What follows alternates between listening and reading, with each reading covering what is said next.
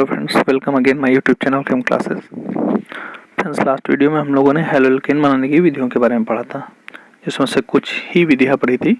आज आगे हम एल्कीन से किस प्रकार हेलो एल्केन बनाते हैं ये पढ़ते हैं। From alkenes, haloalkane preparation is also possible by the addition of hydrogen halide और halogen over the double bond of alkene. Friends, अगर हम सी डबल बॉन्ड सी के बॉन्ड को ब्रेक करें तो हमें दो सिंगल बॉन्ड मिल जाएंगे, और इन दो सिंगल बॉन्ड में अगर हम HX का यूज करते हैं तो मोनो हेलो एल्केन, और अगर हम X2 का यूज करते हैं तो डाई हेलो एल्केन हमें मिलता है। ओके, तो हम एक एक करके देखते हैं। Addition of hydrogen halide, alkene react with HX to form halo alkane. जो एल्कीन है वो हाइड्रोजन हैलाइड के साथ रिएक्शन करके हेलो एल्केन बनाती है। ठीक है, it is an electrophilic addition reaction. It is an electrophilic addition reaction the और ये एक प्रकार की इलेक्ट्रोफिलिक एडिशन रिएक्शन होती है। The order of reactivity of hydrogen halide with respect to alkene is this. अगर हम रिएक्टिविटी ऑर्डर की बात करें तो सबसे ज़्यादा तेज, या हम सबसे कहें सबसे फास्ट रिएक्शन हमें हाइड्रोजन आयोडाइड देता है, और सबसे स्लोली रिएक्शन हाइड्रोजन फ्लोराइड देता है। कारण क्या है इसका? जो HF और HI के कंपेयर कराने पर I का साइज F से काफ़ी बड़ा होता है, और साइज बड़ा होने की वजह से इसके बीच में बना हुआ बॉन्ड काफ़ी पुअर बॉन्ड होता है। इसके बड़े साइज की वजह से इसकी बॉन्ड एनर्जी बहुत कम होती है और ये आसानी से ब्रेक करता है, और जब आसानी से ब्रेक करता है तो उतनी ही जल्दी प्रोडक्ट भी बना लेता है। In this reaction the alkene will be asymmetrical. इस रिएक्शन में अगर जो एल्कीन है वो एसिमेट्रिकल मतलब अगर हमारे पास C डबल बॉन्ड C है और यहाँ पर एक हम मिरर रख दें तो इस साइड और इस साइड मॉलिक्यूल्स या एटम्स एक जैसे होते हैं तो हम उसे सिमेट्रिकल एल्कीन बोलते हैं, और अगर डिफरेंट होते हैं तो हम उसे एसिमेट्रिकल एल्कीन बोलते हैं। और अगर हमारी एल्कीन एसिमेट्रिकल होती है then we get major and minor products. अगर सिमेट्रिकल है तो सेम आते हैं, अगर एसिमेट्रिकल है तो different major and minor products मिलते हैं। This reaction follows Markovnikov rule of addition. Friends, ये रिएक्शन मार्कोनिकॉफ रूल के अकॉर्डिंग होती है। मार्कोनिकॉफ रूल क्या है? मार्कोनिकॉफ रूल को हम सिंपली एक यहाँ बताते हैं, डिटेल में हम एक अलग से वीडियो इस पर बनाएंगे।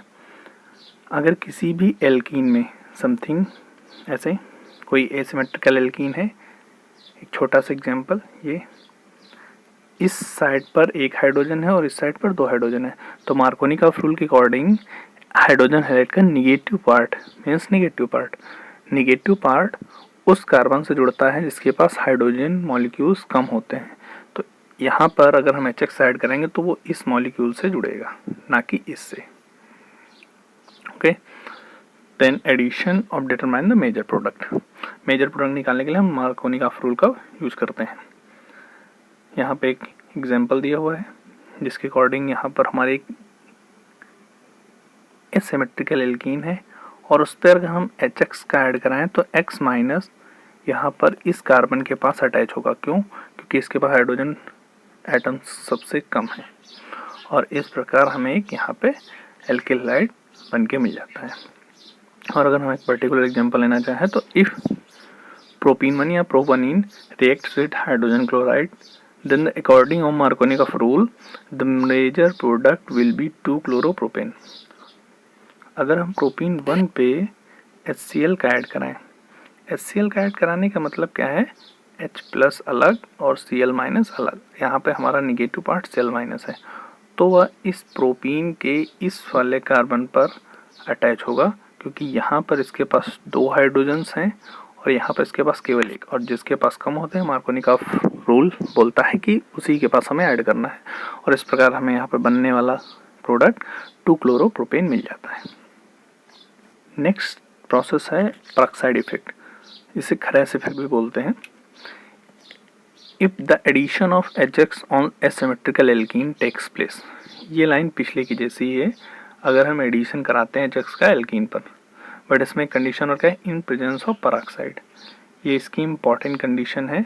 अगर किसी पेरोक्साइड की प्रेजेंस में हम मार्कोनी का रूल लगाना चाहें तो क्या होगा, then the reaction contradicts Marconi का रूल। रिएक्शन में मार्कोनी का रूल से एकदम अलग होता है, कुछ उससे कंट्राडिक्ट होती है। The contradiction is known as peroxide effect और खराइस इफेक्ट और एंटी मार्कोनी का रूल। एकदम जस्ट विपरीत होती है, इसीलिए इसको एंटी मार्कोनी का रूल भी बोलते हैं। The major product is just opposite from Marconi का एडिशन। अगर हम बात करें मार्कोनी का की, तो उसमें यह था कि हमारा नेगेटिव पार्ट एल्कीन के उस कार्बन से जुड़ता है जिसके पास हाइड्रोजन कम होते हैं, बट खराइस इफेक्ट में इसके जस्ट विपरीत होता है, इसके जस्ट उल्टा होता है कि अगर हमारा नेगेटिव पार्ट उस कार्बन से जुड़ेगा जिसके पास हाइड्रोजन ज़्यादा होते हैं। नीचे एक एग्जांपल दिया हुआ है जिसमें से हमारे पास एक एल्कीन है और उस पर HX ऐड कराना है। रिएक्शन एक जैसी, बट यहाँ पर पेरोक्साइड की प्रेजेंस की वजह से हमारा ये X माइनस आयन इस कार्बन से अटैच होगा क्योंकि इसके पास हाइड्रोजन ज़्यादा है, और यहाँ ये अटैच होकर ये एल्किल हैलाइड बनाता है। डन। एक बार दोबारा से इसका एक पर्टिकुलर एग्जांपल भी देखते हैं कि अगर प्रोपीन उनमें हम हाइड्रोजन ब्रोमाइड की रिएक्शन कराएं, सेम पिछले वाला एग्जांपल इसलिए लिया क्योंकि कंपेयर करने में से ठीक रहेगा। अगर हम प्रोपीन पर HBr का ऐड कराएं तो हमारा Br माइनस इस कार्बन से अटैच होगा क्योंकि इसके पास 2 हाइड्रोजन है, और पेरोक्साइड के प्रेजेंस में ये 1 ब्रोमो प्रोपेन बनाएगा। ओके, सिंपल सी बात है। अगर किसी की प्रेजेंस नहीं है तो मार्कोनी का रूल लगाना है, और प्रेजेंस है वो भी पेरोक्साइड की, तो हमें एंटी मार्कोनी का या खराइस इफेक्ट लगाना है जिसमें मार्कोनी का के जस्ट विपरीत होता है। तीसरा तरीका है एडिशन ऑफ हैलोजेंस। अगर हम डायरेक्टली हैलोजन को ऐड करना चाहें तो alkenes are treated with halogens in presence of carbon tetrachloride. अगर हम कार्बन टेट्राक्लोराइड की प्रेजेंस में एल्कीन को हैलोजन के साथ ट्रीट करें, गर्म करें, तो उससे हमें the formation of vis di halo alkene occurs. इससे हमें विसिनल हैलो एल्कीन या विसिनल डाई हैलो एल्कीन मिलता है। अब विसिनल डाई हैलो एल्कीन के लिए नीचे पॉइंट लिखा हुआ है, नीचे एक पॉइंट लिखा हुआ है, 2 halogen atoms are attach with adjacent carbon, then it is called vicinal dihalide or it is written as vis dihaloalkane। इसका मतलब क्या है कि अगर किसी भी कंपाउंड में एक दूसरे के अगल बगल उपस्थित कार्बन के साथ हैलोजन अटैच है तो इस प्रकार के स्ट्रक्चर को हम लोग विसिनल बोलते हैं। और इसके जस्ट उल्टा अगर हम बात करें, किसी कंपाउंड में एक ही कार्बन पर 2 हैलोजन एटम जुड़े हुए हैं तो इस टाइप के स्ट्रक्चर को हम लोग जेमिनल बोलते हैं। इसको शॉर्ट में जेम से रिप्रेजेंट करते हैं, GEM, जेम लिख के रिप्रेजेंट करते हैं। It is a free radical addition reaction. ये एक फ्री रेडिकल रिएक्शन है।